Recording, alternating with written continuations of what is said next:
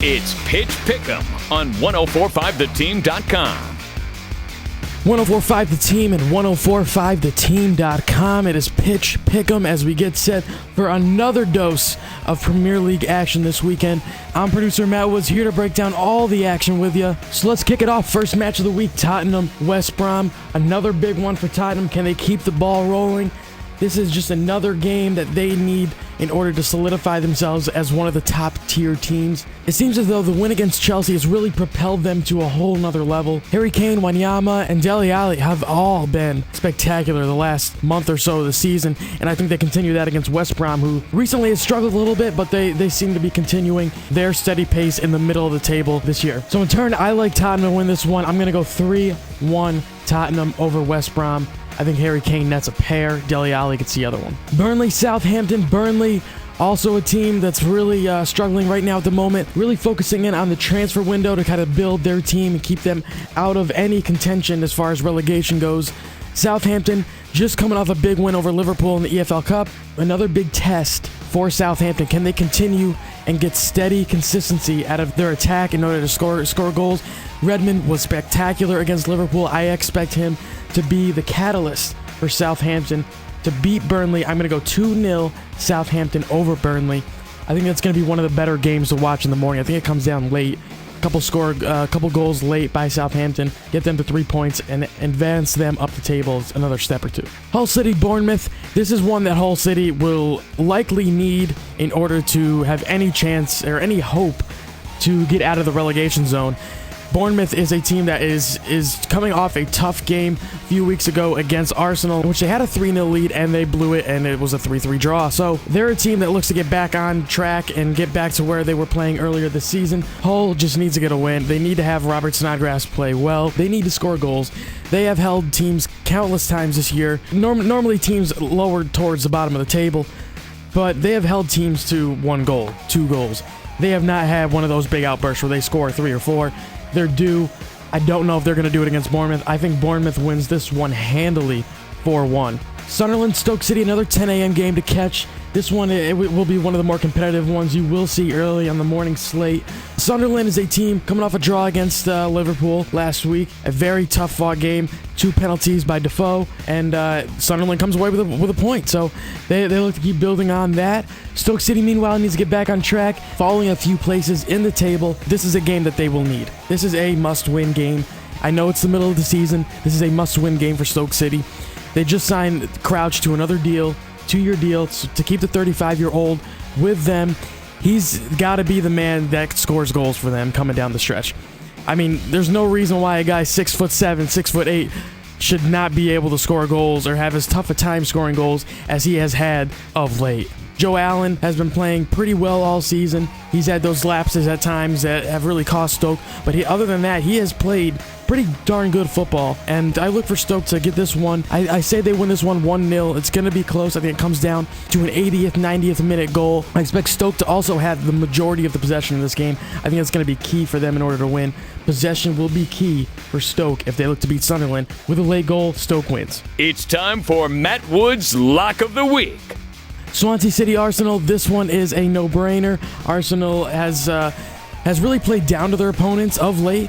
I think this is the one that gets them back on track. Swansea City has struggled all year. They do not look any good. Llorente looks to be on the move, perhaps to Chelsea. Arsenal, on the other hand, Drew has had a fantastic last month or so. The heel flick goal, we can all talk about that for a while, but really the consistency of his play has really elevated Arsenal to the point where if they can get all their guys healthy and then get all them playing at the level that we're normally used to seeing them play, Arsenal can be one of those teams that makes a late run. Now, will they? We can't really say right now. The way they have no consistency as far as scoring goals.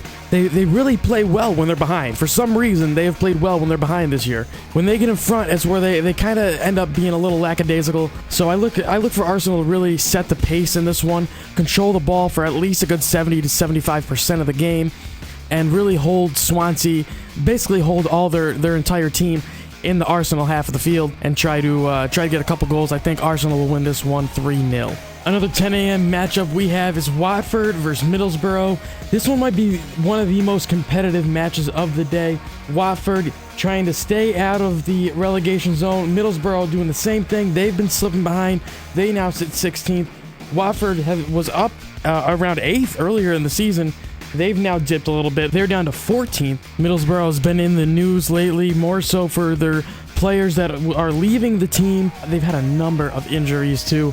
Middlesbrough is a team that, in my mind, they're going to be one of the relegated teams. I don't know how they go about getting any more big wins, any more wins in general through the rest of the season. They're going to be a team that will have a lot of their men back and play for as many draws as they can and get as many points as they can, because they're not going to have many chances for wins. They're not going to have the ball long enough in most games to compete with a better opposition. So I like Watford in this one. I like them by a couple goals. I'm going to go 2-0 with Watford on that one. I think Troy Deeney also comes through. Rumors of him swirling around being transferred out as well, being loaned out. I think Troy Deeney will come through. He'll have a goal and Watford will win this one 2-0. West Ham Crystal Palace is the next one. That is also a 10 a.m. Eastern time start. West Ham has been on the up of late, but the big news out of their club the last 2 days has been Payet's move to want out of West Ham United. So while many of the fans around there focus on that, the team does have a big game against Crystal Palace, who is on the cusp of relegation. They sit 17th in the table with no Wilfried Zaha. Will probably have a rough go of it in this one. West Ham has been playing better football of late. I think they nudge them out and take out Crystal Palace. I'm going to say 2-0 there as well. And last but not least, the match of the day on Saturday. It is between two of the biggest teams in the Premier League, one at the top of the table and one surprisingly sliding down. That is Leicester City home against Chelsea. Leicester City is 15th in the table after that amazing win last year in the Premier League where they took home the title. Chelsea right now sitting at the top, playing the best football they have been playing. They did lose a game recently, but they are still playing at a high level. Antonio Conte's got this team playing better than they have in recent years. And I think that even though many of their guys are on the block for transfer, and they have lost Oscar, I think Pedro has a little bit of a resurgence the way he's played the last couple of weeks. He had a pair of goals in their last game. He's a guy that I think will go ahead and take this game by storm. Leicester will struggle. They have been struggling all year. I do think Chelsea wins this game 1-0. I think Pedro scores the only goal. It takes the Blues to 3 more points and gets them to 52 to lead the table. On Sunday, we have 2 huge and meaningful matches that honestly you'll be captivated by the football all day on Sunday. There's no doubt about it. You have Everton taking on Man City. Man City looks to get things back in order after slipping a little bit. They had a very good run at the beginning of the season. They look to be one of the stronger teams. All of a sudden, they're kind of slipping. They had a loss to Liverpool back on New Year's Eve. Everton, meanwhile, they've been playing better of late. They did also have a loss to Liverpool just before Christmas, but they did beat Arsenal, and they have had a number of other very good looking performances. And I think that might be one of the best games this weekend as well. Not the game that we're going to get to in a little bit, because I think that will be the game of the weekend. Everton, Man City, though, it's just another one of those games that's going to be nitty-gritty. There's going to be a lot of very poor defense, I think, on both ends. This is a game that's going to have a lot of goals scored. I think this one will be a 2-2 draw. Schneiderlin, I'm not quite sure if he'll be in the lineup for Everton. They just got him from Man United. Will he be in the lineup? We don't know yet. My guess is that he will be, and that will help out Everton a little bit in controlling the pace, maybe slowing the ball down a little bit and keeping possession. So I'm gonna take a draw on this one. I'm gonna go 2-2. It's time for the match of the week. And finally, the game of the week, Manchester United versus Liverpool.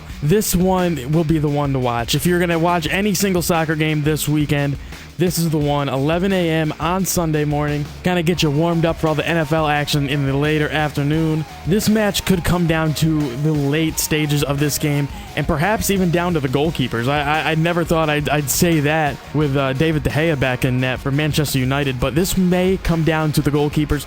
Loris Karius expected to get the start in goal over Simone Mignolet. Is Jordan Henderson going to play for Liverpool?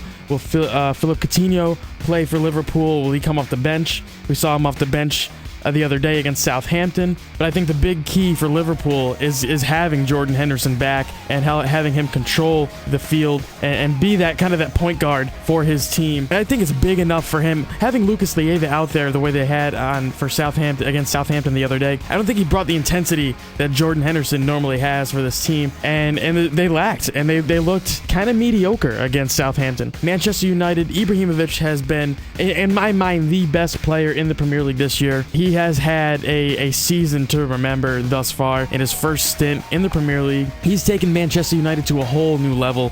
His ability to score goals, and at 35 years old, I mean, I don't know if I am surprised or not, because it is Zlatan and we know what he can do, but at 35 years old, you don't expect this from a guy at that age playing at the highest level of English soccer. So this one, I think, will be the game of the week. I'm going to take Liverpool in this one, though. I think it's going to be 1-0 Liverpool, and I'm going to say Felipe Coutinho gets the goal. This will be the game for Liverpool. They will need this win. So again, I'm going Liverpool 1-0 over Manchester United. With those games set for the weekend, we take a look at the table. Chelsea leading with 49 points heading into Saturday's matchup. Liverpool second with 44. Following them, Tottenham with 42. Man City also at 42. Arsenal sitting there fifth with 41 points. Manchester United at 39 points, sitting in sixth. Then we have that break off to the next tier with Everton at 7 with 30 points. West Brom Albion with 29 points. AFC Bournemouth sitting with 25 points in ninth. Southampton 24 points at 10. Sitting 11th also with 24 points, Stoke City. Burnley follows them up at 12 with 23 points. West Ham after them with 22 points. Watford at 14 with 22 points as well. With 21 points, it's Leicester City, the defending champs, sitting at 15th. Middlesbrough after them with 19 points. Crystal Palace one above the relegation zone with 16 points. Then in the relegation zone, we have Sunderland up top with 15 points. Swansea right behind them also with 15 points. And Hull City bringing up the rear with 13 points. I'm Producer Woods, and that rounds out the Pitch Pick'em on 104.5 The Team and 104.5theteam.com. It's Pitch Pick'em on 104.5 The Team.